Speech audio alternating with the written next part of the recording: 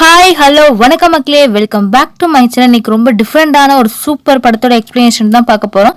Time waste பண்ணாமல் ஒரு 15 நிமிஷத்துக்குள்ள படத்தோட கதையை பார்த்துட்டு வந்துடலாம். படத்தோட ஸ்டார்டிங்ஸ்லேயே நம்ம படத்தோட ஹீரோவை காட்டுறாங்க. ஹீரோவுக்கு ஒரு ஃப்ரெண்டுங்க, அந்த ஃப்ரெண்டு வேறு யாரும் இல்லை, தீனா தான். நான் தீனானே சொல்லிக்கிறேன். இவங்க ரெண்டு பேருமே ஒரு அனாதை பசங்கிறதுக்கு மேலே பயங்கரமான திருட்டு பசங்க. இவங்க மலை பிரதேசத்துக்கு பக்கத்தில் இருக்க ஒரு சின்ன கிராமத்தில் ஒரு குடிசை வீட்டில் தான் வாழ்ந்துட்டு வராங்க.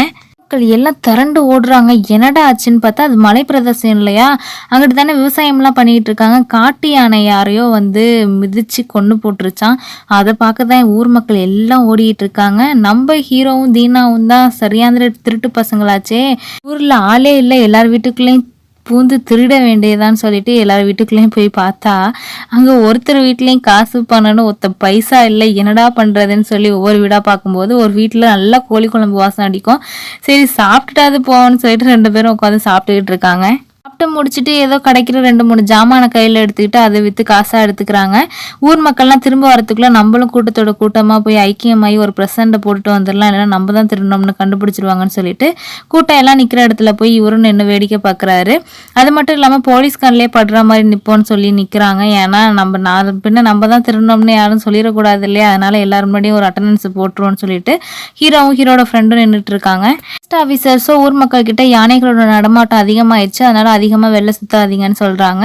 இங்க அந்த ஊர் தலைவரோட வீட்டு முன்னாடி மொத்த ஊர் மக்களும் திரண்டு நிற்கிறாங்க. என்னன்னு பார்த்தீங்கன்னா, ரொம்ப நாளாவே எங்க வீட்டில் இருக்க பொருள் எல்லாம் காணா போயிட்டு இருக்கு, பாத்திரம் பண்டம்லாம் கூட எடுத்து போயிடுறாங்க அப்படின்னு சொல்லி ஊர் தலைவர்கிட்ட கம்ப்ளைண்ட் பண்ணிட்டு இருக்கப்ப ஊர் தலைவருக்கு நல்லா தெரியுது நம்ம ஹீரோவும் தீனாவும் தான் இந்த வேலையை பார்க்குறாங்கன்னு சொல்லிட்டு, இருந்தாலும் ஊர் மக்கள்கிட்ட ஏதோ பேசி சமாதானம் பண்ணி அனுப்பி வைக்கிறாரு.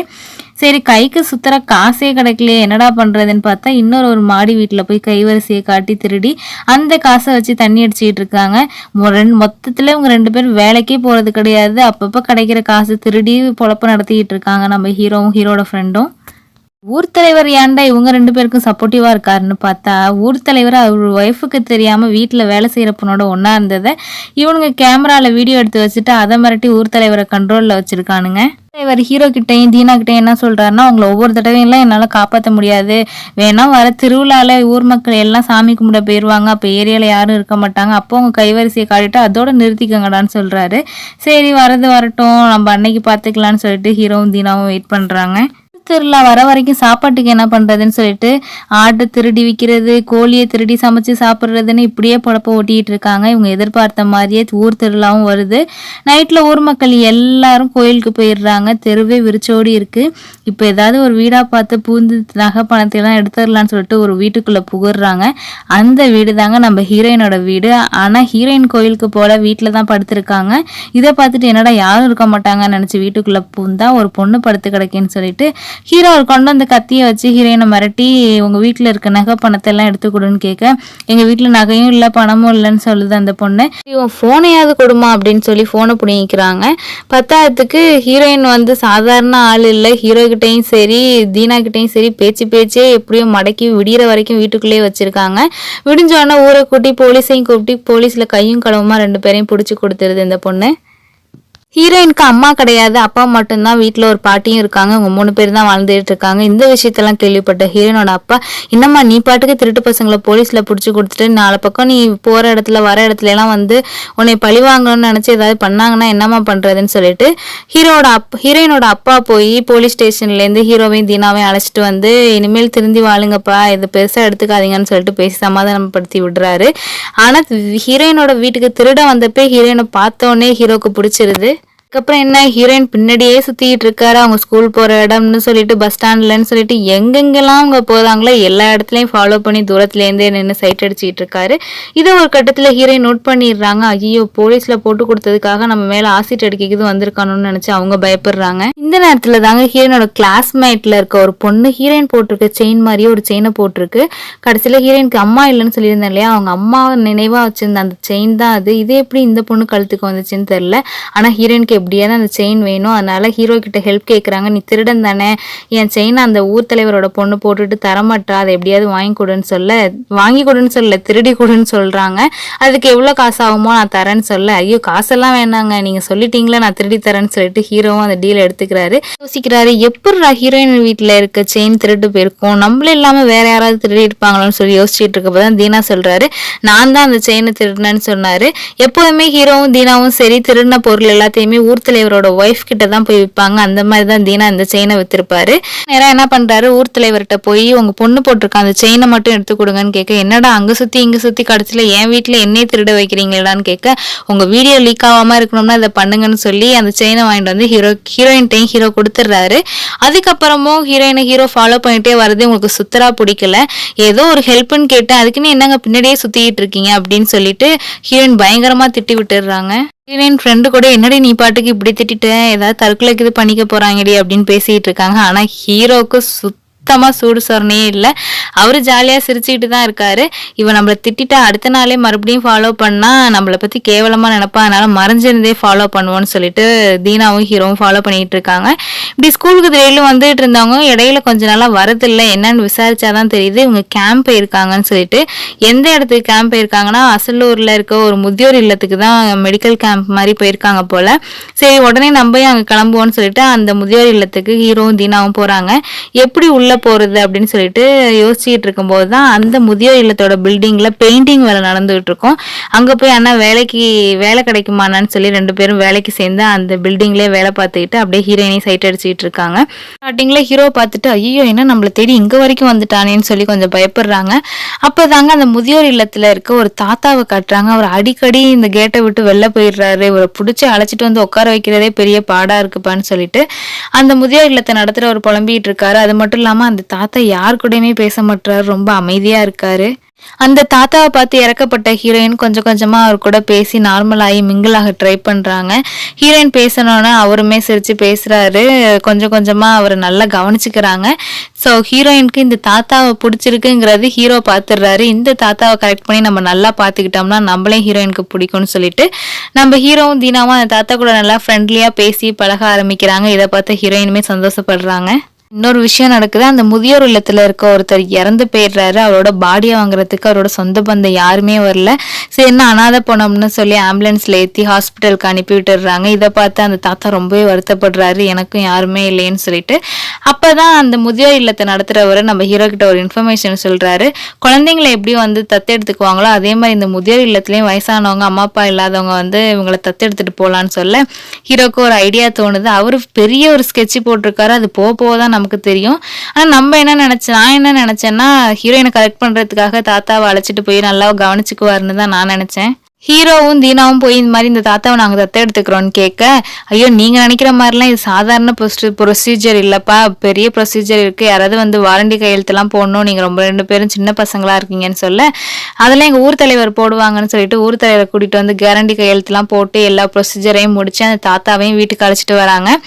ஹீரோவும் தீனாவும் இருக்கிறது ஒரு குடிசை, அது குப்பை மாதிரி போட்டு வச்சிருக்காங்க. வந்த தாத்தாவும் என்னடா இப்படி கூட்டிட்டு வந்து வச்சிருக்கீங்க இந்த வீட்டை, முதல்ல வீட்டை சுத்தம் பண்ணுங்களா, நான் தரையில எல்லாம் படுக்க மாட்டேன்னு சொல்ல உடனே போய் கட்டில் வாங்கிட்டு வராங்க. பயங்கர சேட்டை பண்றாரு, எனக்கு இந்த சாப்பாடு வேணாம் அந்த சாப்பாடு வாங்கிட்டு வாங்கடா, ஏன்னா இந்த கடையில ஏன் இதை வாங்குனீங்க அப்படி இப்படின்னு சொல்லிட்டு, எனக்கு டிவி வேணும் ஃபேனு வேணும்னு சொல்லிட்டு ஹீரோக்கும் சரி தீனாக்கும் சரி சேர்த்து வச்சு திருட்டு காசு எல்லாம் செலவாகுதுன்னு நினைச்சு வருத்தப்படுறாங்க. இல்லை கேம்ப் முடிச்சு போன ஹீரோயின் மறுபடியும் இந்த தாத்தாவை பார்க்கலான்னு ஹோமுக்கு போனப்போ தான் தெரியுது நம்ம ஹீரோ அந்த தாத்தாவை தத்தை எடுத்து அழைச்சிட்டு வந்திருக்காருன்னு சொல்லிட்டு. சரி இந்த ஹீரோ வீட்டு அட்ரஸை கண்டுபிடிச்சி இந்த தாத்தாவை பார்க்கறதுக்காக வந்தவங்க அப்படியே ஹீரோ கிட்டையும் கொஞ்சம் கொஞ்சமாக பேசி நம்பர்லாம் கொடுத்து ஹீரோவே லவ் பண்ண ஆரம்பிச்சிடுறாங்க. ஏன்னா அந்த தாத்தாவை தத்தை எடுத்து வந்து நல்லா கவனிச்சிக்கிறாருன்னு சொல்லிட்டு. நம்மெல்லாம் என்ன நினைச்சோம், ஹீரோயினை கரெக்ட் பண்றதுக்காக தான் தாத்தாவை கூட்டிட்டு வந்து அழைச்சிட்டு வந்து பாத்துக்கிறாருன்னு நம்ம நினைச்சோம். அதுதாங்க இல்லை. ஹீரோ ஒரு பெரிய ஸ்கெட்ச் போட்டிருக்காரு. நம்ம ஸ்டார்டிங் சீன்ல பார்த்தோம் இல்லையா, ஹீரோ ஊர்ல இருக்க ஒருத்தவங்கள யானை மிதிச்சு கொண்டுச்சுன்னு சொல்லிட்டு, அப்படி இறந்து போன அந்த குடும்பத்துக்கு 6 லட்சம் நிதி உதவி கொடுத்துருக்காங்க. அதே மாதிரி தாத்தாவையும் நம்ம தத்தெடுத்துட்டு வந்து அழைச்சிட்டு வந்து நம்ம ரேஷன் கார்டுல சேர்த்துட்டு இவரையும் யானை மிதிக்க வச்சு கொண்டுட்டா நம்மளுக்கு 6 லட்சம் பணம் கிடைக்கும்ங்கிற பெரிய பிளான்ல தான் தாத்தாவை அழைச்சிட்டு வந்து வந்திருக்காங்க.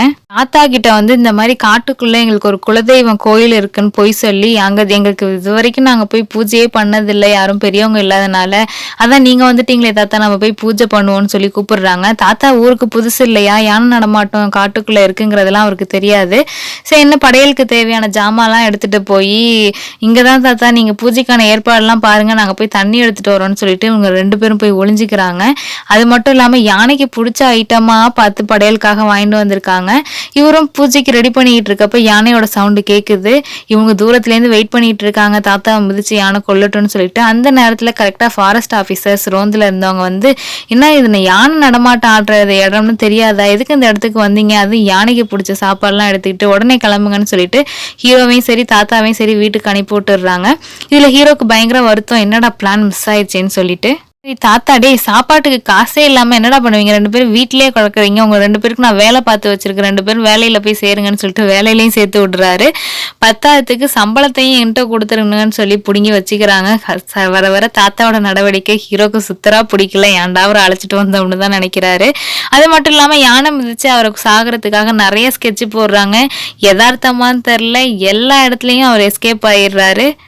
அது மட்டும் இல்லாமல் ஹீரோயின் வந்து வீட்டில் வந்து பொண்ணு கேளு அப்படின்னு சொல்லிடுறாங்க. இப்போ தான் வீட்டில் தான் பெரியவங்கன்னு யாரும் இல்லாமல் இருந்தாங்க. இப்போ தான் தாத்தாவை தத்தெடுத்திருக்காங்க இல்லையா, தாத்தாவை அழைச்சிட்டு போய் பொண்ணு கேட்டால் ஹீரோனோட அப்பா வந்து, நீங்களே பெரிய மனுஷர் தானே, இந்த மாதிரி திருட்டு பசங்களுக்கு வேலை வெட்டியே இல்லாத பசங்களுக்கு உங்கள் பொண்ணு நீங்கள் கொடுப்பீங்களான்னு சொல்லி ஒரு பெரிய கேள்விக்குரிய வைக்க, இவன் கண்டிப்பாக ஃபாரஸ்ட் ஆஃபீஸர் ஆயிடுவான், அதுக்கு தான் முயற்சி பண்ணிட்டு இருக்கான்னு சொல்லிட்டு தாத்தாவும் சொல்கிறாரு. சரி, அப்போ அவர் ஃபாரஸ்ட் ஆஃபீஸர் ஆனோடனே என் பொண்ணை கல்யாணம் பண்ணி தரேன்னு சொல்லி அனுப்பி விட்டுடுறாரு ஹீரோயினோட அப்பா. ஒரு பக்கம் இருக்க ஹீரோவுக்கு பர்த்டே இன்னைக்கு, அதனால ஹீரோயின் ஹீரோவை பார்க்க வந்திருக்காங்க. அப்ப தாத்தா என்ன சொல்றாருன்னா, ஹீரோ சம்பளத்தையும் சரி தீனாவோட சம்பளத்தையும் சரி தாத்தா தானே வாங்கி வச்சிருக்காரு, அந்த பணத்துல கொஞ்சம் காசு ஹீரோ கையில கொடுத்து கோயிலுக்கு அழைச்சிட்டு போயிட்டு வாடா அப்படின்னு சொல்லி அனுப்பி விடுறாரு. கோயிலுக்கு வந்த ஹீரோவோ வர வர அவரோட நடவடிக்கை சரியே இல்லை, அவர் எனக்கு பிடிக்கவே இல்லை, எங்களை வேலைக்கு அனுப்பி விட்டுட்டு எல்லா காசையும் அவர் வாங்கி வச்சுக்கிறாருன்னு சொல்லிட்டு தாத்தா மேல அவரும் குறையா சொல்லிட்டு இருக்க, ஹீரோயினா உனக்கு என்னடா தெரியும் அவரை பத்தி அப்படின்னு சொல்லிட்டு தாத்தாவை பத்தி சொல்ல ஆரம்பிக்கிறாங்க. அதாவது நீ பொண்ணு கேட்டு போனதுக்கு அப்புறம் எங்க அப்பாட்ட வந்து அவர் மறுபடியும் பேசினாரு, அவன் கண்டிப்பா ஃபாரஸ்ட் ஆஃபீஸர் ஆயிடுவான், நான் கேரண்டி, அது வரைக்கும் நீங்க வெயிட் பண்ணுங்கன்னு சொல்லி எங்க அப்பாவை பேசி சம்மதம் வாங்கினாரு. அதுக்கப்புறம் வேலைக்காக அவர் எங்கெங்கெல்லாம் அலைஞ்சாருன்னு தெரியுமா, அவரு முதியோர் இல்லத்துல தங்கியிருந்தார் இல்லையா, அங்க போய் எல்லாரையும் பார்த்து அவங்க கிட்ட இருக்க காசெல்லாம் கடன் வாங்கி ஃபாரஸ்ட் ஆஃபீஸ் முன்னாடி போய் பேசி ரெக்கமெண்ட் பண்ணி காசு கொடுத்து உனக்கு அந்த போஸ்டிங்கையும் வாங்கிட்டாரு. அந்த அப்பாயின்மெண்ட் ஆர்டரை தான் கோயில்ல வச்சு உன்கிட்ட கொடுக்க சொல்லி என்கிட்ட கொடுத்து விட்டாரு.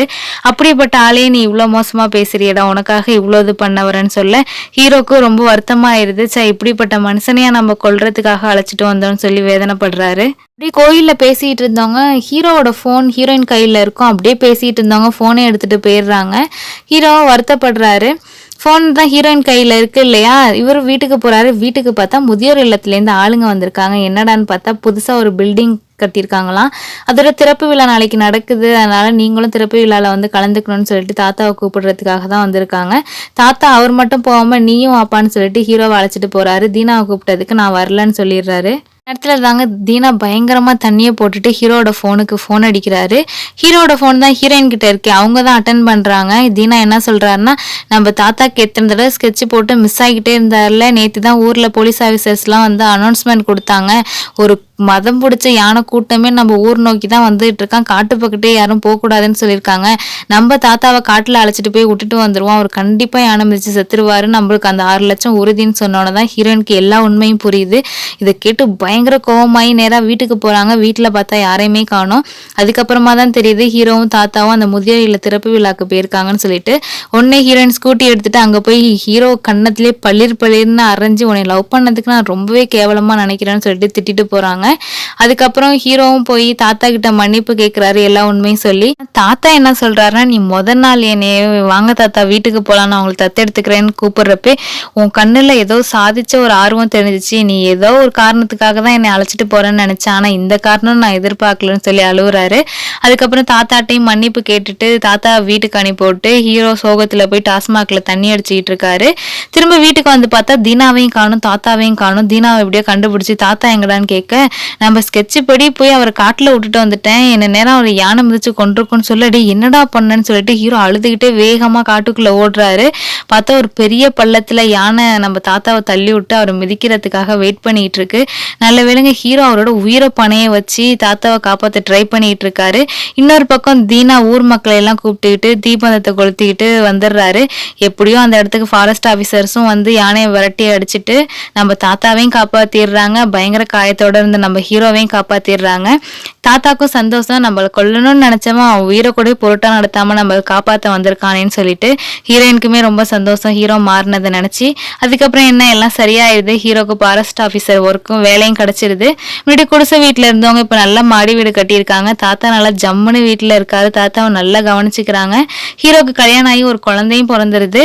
ஹீரோயின் வந்து ஒரு ஹாஸ்பிட்டல்ல நர்ஸா வேலைக்கு போயிட்டு இருக்காங்க. நம்ம ஹீரோ ஃபாரஸ்ட் ஆஃபீஸரா யூனிஃபார்ம் போட்டுட்டு ஜம்முன்னு ஜீப்ல போறாரு. இந்த மாதிரி ஒரு ஹாப்பி எண்டிங்கோட இந்த படத்தை முடிக்கிறாங்க. என்னோட எக்ஸ்பிளனேஷன் பிடிச்சிருந்துச்சுன்னா நம்ம சேனலை மறக்காம சப்ஸ்கிரைப் பண்ணிடுங்க ஃப்ரெண்ட்ஸ். டைம் இருந்தால் அந்த படத்தை பாருங்க. நல்லாவே ஒரு என்டர்டைன்மெண்டான படம், கதையும் நல்லா இருந்துச்சு. படத்தோட பேரு கல்வன். Thank you friends.